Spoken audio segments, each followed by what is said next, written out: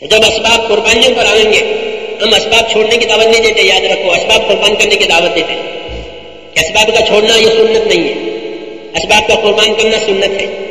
تو ہم اسباب قربان کرنے کی دعوت دیں گے تو اسباب کی قربانی کی عظیمت ہے۔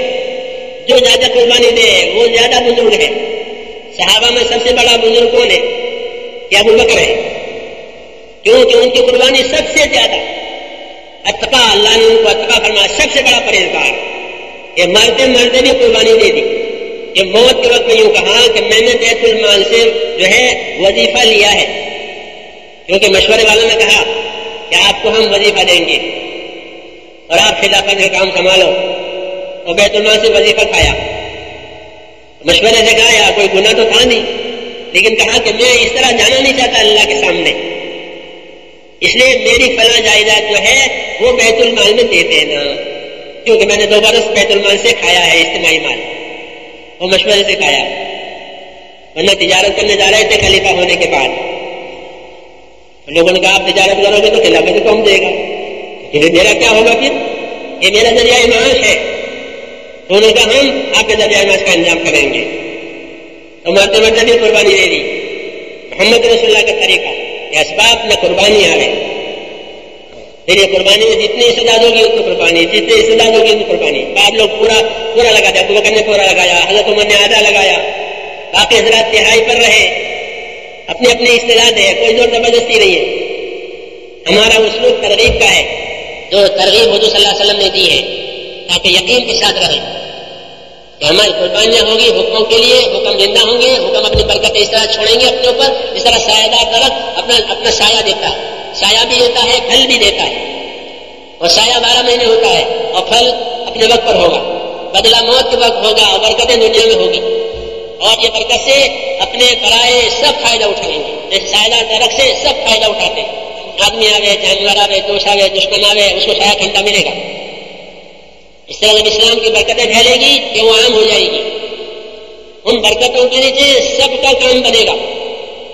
اس کی حدیثوں میں اس کے اشارے ہیں، لا تزال لا الہ الا اللہ تنفع من قالها وترد عنهم العذاب والنقمہ ما لم يستخفوا بحقها۔ حضور نے فرمایا کہ یہ کلمہ اپنے پڑھنے والوں کو لگاتار نفع دیتا چلا جائے گا، اور بلا کو، مصیبتوں کو، پریشانیوں کو ان پر سے دور کرتا چلا جائے گا، بشرطے کہ اس کے حق ادا کرنے میں کچھ کوتاہی نہ ہو۔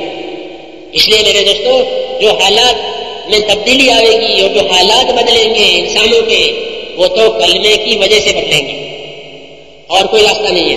کلمے والی محنت کہ جب یہ وجود میں آئے گی اپنے اصولوں کے ساتھ، تو اللہ تعالیٰ شان ہو دنیا کے حالات کو اس طرح صحیح کریں گے جس طرح حضور صلی اللہ علیہ وسلم کے آنے سے دنیا کے حالات صحیح ہو گئے۔ یہ اس کی حرکت سے جو اس کے اندر ہے وہ اس طرح پھیلے گا جس طرح چکی چلنے سے اندر کی چیز باہر آ جاتی ہے، پیس پیس کر کے۔ چکی چلتی ہے نا تو چاروں طرف آٹا گرتا ہے۔ یہ امت اپنے دین کے ساتھ حرکت کرے گی کہ چاروں طرف دین پھیلے گا۔ حرکت ضروری ہے، حرکت اس لیے ضروری ہے کہ اس کو لانا ہے دنیا میں۔ تو میں نے کہا ہماری شخصی زندگی کہ وہ سنت والی، شریعت والی، ہم آزاد نہیں ہیں بھائی مجمع کے ساتھ اور جماعت کے ساتھ تو پابند ہوگا کہ نہیں، جماعت کے ساتھ کی پابندی شخصی زندگی بنانے کے لیے ہم اپنی دعوت اور محنت سے لوگوں کو انصار اللہ بناؤ کہ یہ انصار اللہ ہے، اللہ کے دین کے مددگار، اور بے غرض ہو کر کرنا ہے تاکہ اللہ کی مدد آئے۔ اس لیے میرے دوستو، اس کام کی اتنی خوبیاں ہیں کہ ہم اس کو نہیں بتا سکتے۔ وہ تو کرنے سے تعلق رکھتی ہے، جس طرح آسمان سے برسنے والا پانی یا آسمان سے برسنے پانی میں تو بے حد خوبیاں ہیں، یہ سارا نظام اسی چل رہا ہے۔ وجعلنا من الماء كل شيء حي، کہ ہم نے پانی سے ہر چیز کو زندہ کر دیا۔ تو پانی ہر چیز کی زندگی کا سبب ہے کہ مشینوں کو بھی پانی چاہیے، اور زمینوں کو بھی پانی چاہیے، اور انسانوں کو پانی چاہیے، حیوانوں کو بھی پانی چاہیے، اور کارخانوں کو بھی پانی چاہیے۔ بغیر پانی کے کسی حیات ہے کہ کسی کی حیات نہیں۔ اس طرح محمد صلی اللہ علیہ وسلم کی بعثت سے اس ساری حیات کو، ہر قسم کے لوگوں کو پانی ملے گا، ہدایت کا پانی، اور جو اس کو لے کر کے چلیں گے کہ وہ اللہ کے خاص بندے ہوں گے، جو اس کو لے کر کے چلتے ہیں اور پھرتے ہیں۔ اللہ کی ان پر نظر ہے، کیوں کہ وہ اللہ کے دین کے مددگار، ان کی دعاؤں پر اللہ ہدایت لاویں گے۔ یہ محنتیں کریں گے اور دعائیں مانگیں گے اور اللہ ہدایت لاویں گے، اور ہدایت کے بھی سے اللہ کے انعامات ہوتے ہیں، بغیر ہدایت کے کوئی انعام نہیں ہوتا، گمراہی پر کوئی انعام نہیں ہے۔ سارے انعامات اللہ تعالیٰ کے جو ہوں گے وہ اللہ کی طرف سے ہدایت پر۔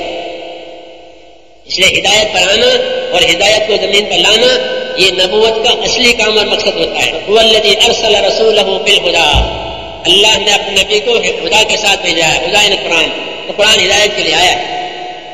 یہ محنت ہے اس کی تاکہ قرآنی زندگی پر چلنے کی استطاعت پیدا ہو جائے. پھر اس کو سیکھتے ہوئے اور سکھاتے ہوئے اپنی زندگی اس پہ لانی ہے کہ ہماری زندگی سنت والی، شریعت والی اور اجتماعی زندگی نصرت والی، مردوں کی بھی، عورتوں کی بھی، غریبوں کی، مالدار، سب اللہ کے دین کی مددگار. ذرا صحابہ میں غریب بھی ہے، مالدار بھی ہے، اور سب اپنے دین کی مددگار ہیں. جو مزدوری کر کے بھی مال کما سکتا تھا وہ مزدوری کر کے مال کماوے، اور مال کما کر کے اپنے مال سے قربانی دے. اور جو مالدار تھے وہ اپنے مال میں سے اپنے دین کے لیے قربان کرتے تھے. ایک آدمی 600 من کھجور لایا جب حضور نے ایک بڑا ترغیب تھی مال لگانے کی، اور ایک آدمی کہ وہ 1 کلو کھجور لایا اور ایسے یا رسول اللہ یہ 1 کلو ہے، 1 کلو گھر دے آیا بچوں کو اور 1 کلو یہاں لایا کہ سب کے لیے حکم ہے اپنے دین کے مددگار بنو. تو پانچوں کے لیے ایک سی نہیں ہوتی، لیکن مقصد سب کا ایک ہے. اللہ ان سب سے راضی ہوا ہے تو ہمارے لیے راستہ ہو گیا کہ اپنی طاقت لگاویں، اپنی طاقت لگا کر دین پر چلنا اور دین کے لیے نصرت کرنا. پھر اللہ تعالیٰ کے آگے وعدے ہیں ذمہ داریوں کے پورا ہونے کی وجہ سے دنیا میں بننے کی اور آخرت بننے کی. کہ دنیا میں ہدایت ہوگی اور اس کی برکتیں ہوگی، اور موت کے بعد